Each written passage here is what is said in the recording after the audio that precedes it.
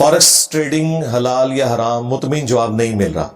مطمئن جواب یہ ہے کہ جس کو مطمئن جواب نہ ملے وہ یہ کام نہ کرے. جامعہ ترمذی میں حدیث ہے، جو چیز تمہیں شک میں ڈال دے اسے چھوڑ دو. سیدھی سی بات ہے.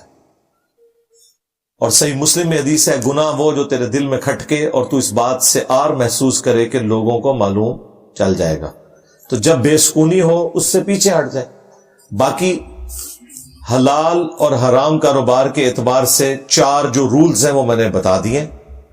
دنیا میں 1,00,000 کاروبار بھی ہوں، ان رولز کے مطابق اگر کوئی کاروبار ہے، سیٹسفائی کر رہا ہے ان باؤنڈریز کو، تو وہ حلال ہوگا، ادروائز وہ حلال نہیں ہوگا. یعنی پروڈکٹ حلال ہونی چاہیے جس کا آپ کاروبار کر رہے ہیں. حرام پروڈکٹ کا کاروبار نہیں ہو سکتا. کوئی شراب بیچنا شروع کر دے تو اسے کون حلال کہے گا؟ اسی طریقے سے کاروبار میں دھوکہ نہیں ہونا چاہیے، ڈکلیئرڈ ہر چیز ہونی چاہیے.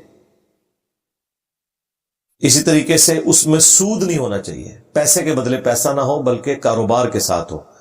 اور کاروبار میں بھی جو آپ انکم کمائیں گے اس کی پرسنٹیج ہوگی، نہ کہ یہ کہ میں نے اتنی انویسٹمنٹ کی ہوئی ہے، اس کی انویسٹمنٹ کی مجھے اتنی پرسنٹیج منافع دیا جائے اگرچہ آپ کو نقصان ہی ہو جائے. نہیں، یہ نہیں. اور اس کے بعد چوتھی چیز، جوئے والا کوئی معاملہ نہیں ہونا چاہیے. باقی جتنے بھی کاروبار ہیں وہ آپ ہم سے بہتر سمجھتے ہیں کہ اس کاروبار میں کہاں پہ دھوکہ ہوا ہے، کہاں پہ جوا انوالو ہے، کہاں پہ سود انوالو ہے، اور یہ پروڈکٹ حلال بھی ہے کہ نہیں. اب کئی لوگ ہیں کاروبار کیا ہے، انہیں یہ پتہ ہی نہیں کہ انہوں نے جہاں انویسٹمنٹ کی ہے کہ وہ آگے کیا کرتا ہے، اور پھر ہم سے پوچھتے ہیں کہ حلال ہے یا حرام ہے. حرام ہے بھائی. آپ کو یہ پتہ ہونا چاہیے کہ آپ نے جہاں انویسٹمنٹ کی ہے کہ وہ کام کیا کر رہا ہے. یہ نہ ہو کسی بندے کو آپ نے 10 لاکھ روپے دیا ہے اور آگے وہ جوئے کا اڈا چلا رہا ہے اور اس میں سے آپ کو دے رہا ہے. اس کو کون حلال کہے گا بھائی؟ حرام ہی ہوگا یہ. تو یہ چیزیں دیکھنی ہے. شریعت کے واضح اصول اور احکامات آنے کے بعد بھی تصوف متوازی دین اور ضابطہ حیات کیوں کر بن گیا؟ اون تے ختم ہو گیا جی یار. ترس کھاؤ اللہ دے بندے ہو، کوئی چھڈیا میں انہاں دا بابیاں دا؟ اون تے ترس کھایا کرو. وہ اس لیے کہ جاہلیت تھی نا، قرآن و سنت کا ترجمہ ہی کوئی نہیں ہوا تھا احادیث کا اور قرآن کا، تو لوگوں کو کیا پتا چلنا تھا قرآن و سنت میں کیا لکھا ہوا ہے. پہلا ترجمہ 1920 میں ہوا ہے بخاری کا، آج ہے 2024. 100 سال پہلے جو مسلمان تھے اور اس وقت بھی جو پرنٹ ہوا تو وہ آپ کو پتہ ہی ہوگا کتنی کاپیاں پرنٹ ہوئی ہوں گی، ہاتھ سے لکھا جاتا تھا. یہ جو بخاری مسلم عام ہوئے یہ ہماری ویڈیوز کی برکت سے عام ہوئے ہیں. اس سے پہلے عام بندے کو کیا پتا تھا بخاری مسلم کیا ہے اور کیا اس کے اندر لکھا ہوا ہے، اور یہ سافٹ ویئرز نہ آتے ہیں عام بندے کو کیا پتا چلتا. تو اس وجہ سے یہ جاہلیت کی وجہ سے ہوا ہے. رہا یہ مسئلہ کہ اس زمانے میں بھی کوئی انجینئرز تھے جو چیختے تھے، جی تھے، لیکن حکمرانوں کا غلبہ تھا، ڈکٹیٹرشپ تھی. حکمران صوفیاء کے پاس بیٹھے رہتے تھے اور ایسے لوگوں کو قتل کروا دیا جاتا تھا، ان کی آواز وہیں پہ دفن ہو جاتی تھی. آج بھی آپ ایک لمحے کے لیے سوچیں، اگر سوشل میڈیا نہ ہو، یوٹیوب نہ ہو، تو ہماری آواز اسی اکیڈمی سے اٹھ کے یہیں پہ دفن ہو جانی تھی. اتنی دنیا میں جو تبدیلی آپ کو نظر آ رہی ہے وہ حضرت گورا صاحب کی برکت سے ہے.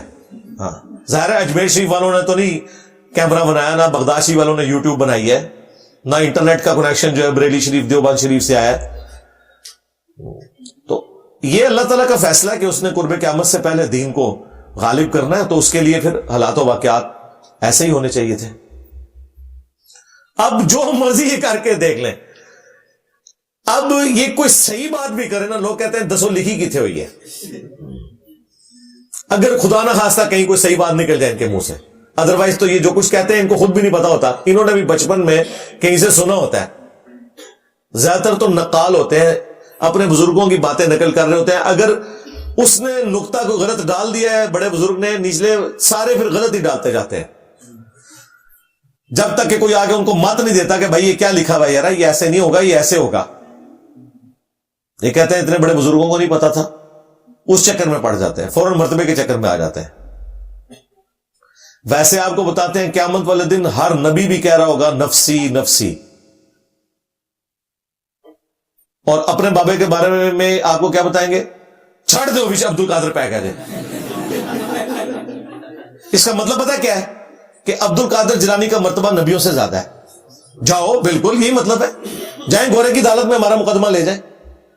تم ہمیں یہ بتاؤ کہ تمام انبیاء سوائے رسول اللہ کے صلی اللہ علیہ وآلہ وسلم، کیونکہ وہ حالت امن میں ہوں گے، شفاعت کا دروازہ ان کے ہاتھوں پہ کھل رہا ہے، باقی تمام انبیاء تو اپنی جان کی فکر میں ہیں، اور ان کے بابے جو وچ پہ گئے نے. پائی جی عبد القادر وچ نہیں پہ گیا، یہ سب وچ پہ گئے. ہوں پتہ لگا کہ وچ کون پہندا ہے تے کیویں پہندا ہے. وچ پہنا اینوں کہندے نے. ہاں ہوں سمجھ لگی وچ پہنا کہندے کیوں نے. ہوں پتہ لگا. وہ دیکھا مصباحی صاحب کہہ رہے ہیں اللہ سے دیکھ رہا ہے اللہ. کہتا ہے میں نے زندگی میں یہ دن بھی دیکھنے تھے کہ لوگ اس طریقے سے بزرگوں کے ساتھ کریں گے، حالانکہ بزرگوں کے ساتھ خود انہوں نے کروایا ہے. بھائی تم کہو گے کہ عبد القادر جیلانی نے لوٹے کی ٹوٹی سیدھی نہ ہونے کی وجہ سے مرید پھڑکا دیا، تو اب اس کے بعد جو کچھ عبد القادر جیلانی کے ساتھ ہو رہی ہے قرآن و سنت کی روشنی میں، اس کا مجرم تو وہ مفتی ہے نا جو یہ واقعہ بیان کر رہا ہے، وہ بابا ہے جو اپنی کتاب میں لکھ رہا ہے، وہ باپا جانی ہے جو اپنی کتاب میں لکھ رہا ہے. تو میں تو آپ کو یہ بتاؤں گا کہ جس نے قتل ناحق کیا ہمیشہ کے لیے جہنم میں. اگر عبد القادر جیلانی کو جہنم میں جانے سے بچانا ہے تو اس واقعے کا انکار کرو، کیونکہ اس نے ناحق مرید کو قتل کیا. نمبر 2، مرید اس لیے ہوا جاتا ہے آپ کے بقول، ہمارے نزدیک تو یہ سب کچھ فراڈ ہے، وہ بیعت خلافت کی ہوتی تھی کہ کوئی شخص اپنی آخرت بچا لے. اور تمہارے پیر اور پیرانے پیر کا یہ حال ہے کہ اس نے کسی کی آخرت کیا بچانی تھی، اس کا مرید اس کی آخرت برباد کر گیا. ظاہر ہے اس کی وجہ سے جہنم میں چلا گیا نا وہ. اب یہ بات کرتے کہتے آپ عبد القادر جیلانی کی تو انکار ہے. بھائی ہم نہیں کر رہے، آپ کہہ رہے ہو. ہم کب کہہ رہے ہیں؟ کیونکہ آپ کی ضد ہے کہ یہ صحیح ہوا ہے، اسی طرح ہوا ہے، پھر تو ہم آپ کو یہ بتائیں گے آگے. تو ہوں آندا ہی نہیں کہنا کہ چھڑ دو وچ عبد القادر پہ گیا ہے. ہاں چھڑ دو ہوں وچ جی صاحب پہ گئے نے. میں نبی سا ہے ہی کوئی نہیں، تیرے بابے تے شاہ ہی کوئی نہیں، شاہ ہی کوئی نہیں.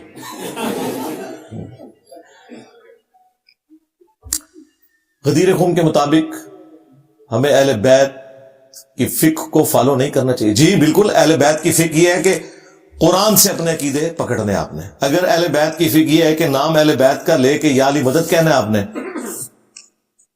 تو یہ تو کوئی اہل بیت کی فقہ نہیں ہے. باقی رہا جو نماز کے طریقے کے اوپر اختلاف، تو وہ تو ختم ہو چکا. بھائی ہم بھی کہتے ہیں ہاتھ چھوڑ کے نماز پڑھنا بھی سنت ہے، ہم چھوڑ کے بھی پڑھتے ہیں، باندھ کے بھی. تو اب فقہی جو اختلافات ہیں وہ بھی آلموسٹ ختم ہو چکے ہیں. ہمارے جو اختلافات ہیں نا اہل تشیع کے ساتھ، وہ عقیدے کے ہیں.